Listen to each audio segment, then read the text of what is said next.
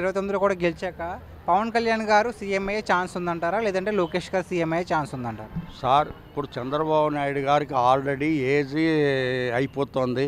Next ఇంకా ఆయన సీఎంగా ఉండకుండా లోకేష్ కానీ పవన్ కళ్యాణ్ కానీ వాళ్ళిద్దరికి పవన్ కళ్యాణ్ గారా లోకేష్ గారా? నేను అనుకోవడం ఏంటంటే పవన్ కళ్యాణ్ గారికి సీఎంగా ఇచ్చి లోకేష్ని డిప్యూటీ సీఎంగా ఉంటారు. ఎవరు సీఎంగా ఉన్నా ఎవరు కాకపోయినా ఇద్దరు ఈక్వల్.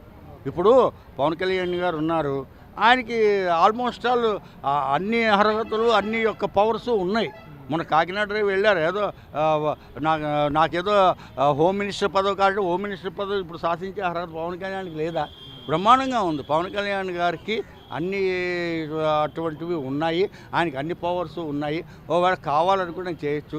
కానీ అన్నింటికంటే ముఖ్యమైన విషయం నేను ఏం చెప్పేదంటే, ఇప్పుడు స్పీకర్గా ఉండే అయ్యన్న పాత్రుడు గారు ఉన్నారు. ఆయన చాలా మంచి వ్యక్తి. ఆయన నా మిత్రులు, నాకెంతో కావలసినటువంటి వ్యక్తి.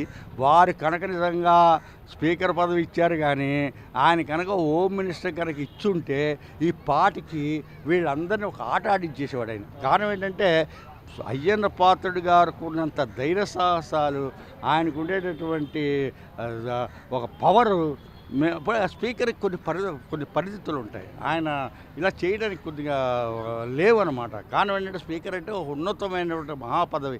ఆ పదవిలో ఆయన ఇమిడిపోయారు కాబట్టి ఆయన ఎక్కువగా ఇది లేకపోతున్నారు. కానీ నిజంగా కనుక అయ్యన్న పాత్రుడు గారికి హోమ్ మినిస్టర్ పదవి ఇస్తే ఈ పార్టీకి వీళ్ళందరినీ కూడా సరి చేసేసేవాళ్ళు బ్రహ్మాండంగా.